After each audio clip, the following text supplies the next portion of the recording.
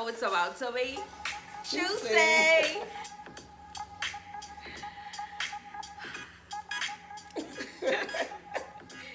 Good morning, good morning, good morning. It is another beautiful Monday morning here in the Magic City. You are watching another episode of Juicy Conversation. And as promised, we have with us here in the studio international recording artist SHARADE TAYLOR. I don't know about you, but I am super excited about this conversation, and we're just gonna see where it goes. So currently SHARADE is recording an album in Virginia. So that is some very exciting news, something exciting we have to look forward to for when this album drops. Make sure that you all follow so that you can purchase a copy of the album. And a single. And a single. It's about to drop in February. Okay, so stay tuned for February. We're gonna talk a little bit more about that right now. But before we even get into the album and the single, what made you go to Virginia to even start this new journey, this new step that you're taking right now? It started a year ago. Okay. So a year ago, January 1st. Well, let's go back to the previous year before that. December 31st, I quit my job. Yes, I do remember that. I do. And January 1st, I started working for myself, singing in Port Lacaya. Yeah. It was a leap of faith that I took. I found that I liked my job, but I didn't love my job. I was good at my job, but it wasn't something that it's something I like doing, but it wasn't a passion. You didn't have that, I can't wait to wake up in the morning to go and, that drive. It was more like laying in the bed saying, I wonder what they're going to say if I call in sick today. You know? Yeah, I know a lot of people who have those days and who experience the same thing that you're mine talking was about every day. Whew. So I was like, I have to do something. And so I decided I just can quit my job, and I called Port Lacaya and I was like, y'all don't mind me sitting out there singing it. It's like, no, come down. And I was like, okay. And so I quit my job. The first 2 or 3 weeks was a bit sketchy. Mm-hmm. Several times I thought to myself, I wonder if Mr. Butler can take me back. Because I was making $20 or $15.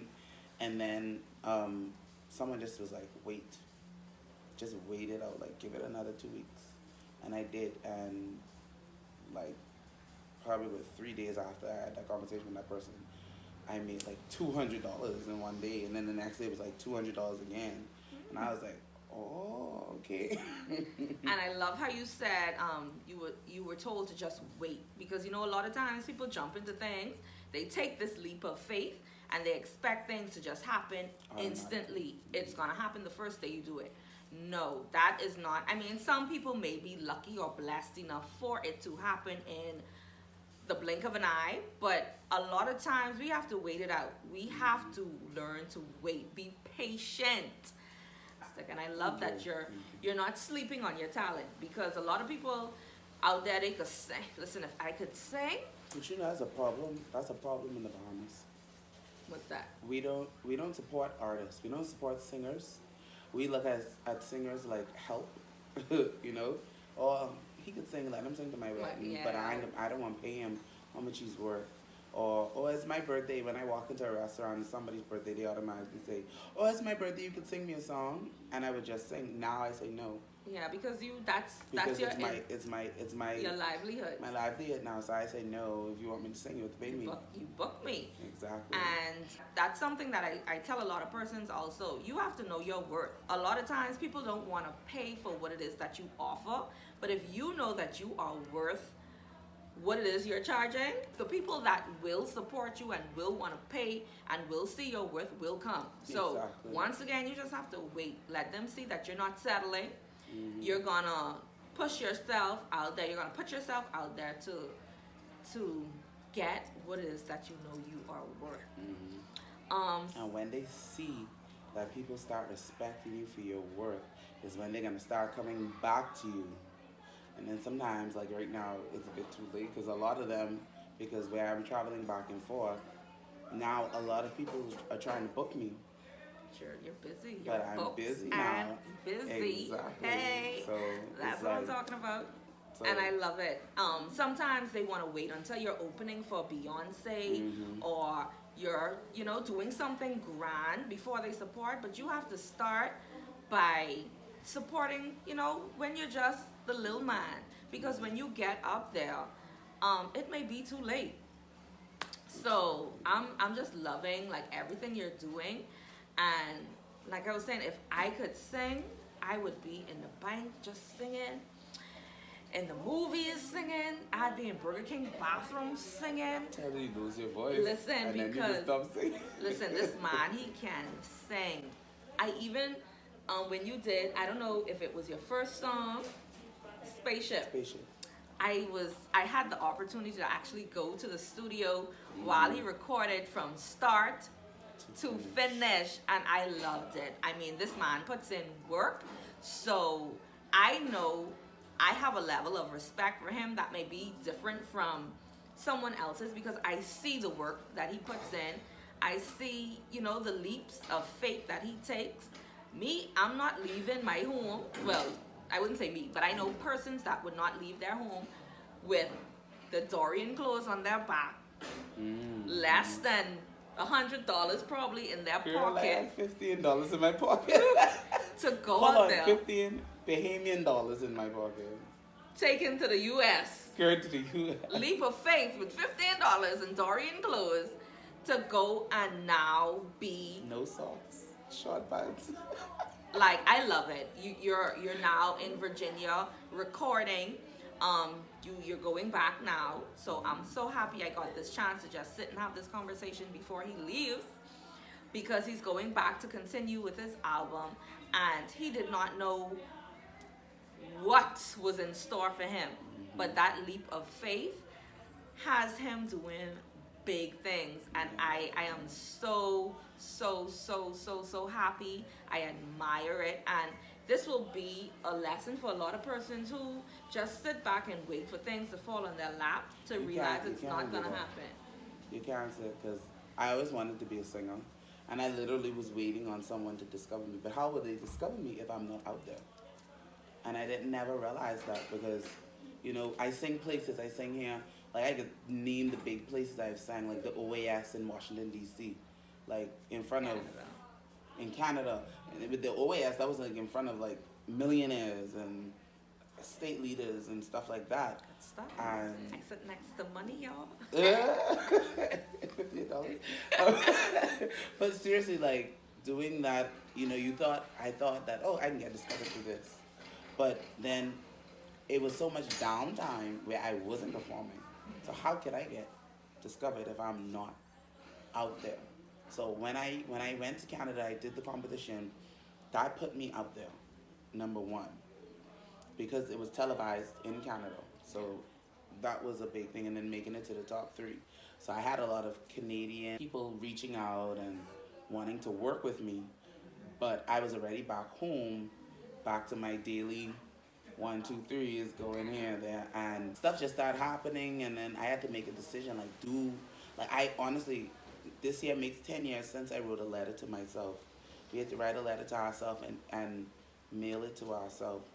And on that letter, they told us to write where we want to be in 10 years. And I remember writing totally different, because I always go against the grain. They were like, write what you want to do in 10 years. And instead, I decided to write a letter where I tell myself what I want to do before I die. Even though I don't know when the date is, I still have that. It was four things that I wanted to do, So I wanted to find my passion, find my purpose, learn to be happy, and then find someone to share it with. And 10 years later, I found my purpose, which is to spread the message of just being happy, just learning to love yourself, learning to love others. That's what makes me happy, at least. So I found my purpose And I do that through music, which is my passion. Now I just gotta find someone to share it with. And nothing before it's time. Yeah, nothing before it's time, and no rushing it. Yes, it's yeah. gonna happen. It's definitely gonna happen. I loved everything that you said, because even though we started off in one direction, there are so much things that you mentioned that I constantly try to encourage people with. Finding your purpose, being happy, taking leaps of faith. And not just being happy with yourself. Because if you're not happy with yourself, then you can't be happy with anyone else. Agreed. That is definitely true. I love this. It's even motivating me. I stepped out on a leap of faith by saying, okay, let me start some juicy conversations. Mm-hmm.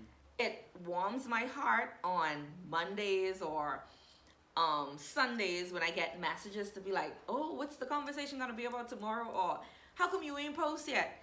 It's good when you have people out there encouraging you, when you have people that's actually seeing you. It motivates you to always want to do more. Mm-hmm. So I don't know who's going to be watching this today on this Juicy Monday, but I hope that you can take away something from this conversation. Support my dear friend SHARADE TAYLOR. Follow him, stay tuned for what's to come, because when he opening on these big stage, don't be looking for no discount on tickets if you couldn't support him now. Exactly. Because when I get my free backstage passes, I know I ain't sharing with y'all who didn't support. Exactly. So thank you so much for tuning into another juicy conversation with your girl, Juicy J, and our special guest, SHARADE TAYLOR. I hope you enjoyed. I hope you stay tuned, because you know it's about to be juicy. Just be here next week, Monday, for another juicy conversation. Thank you. Bye.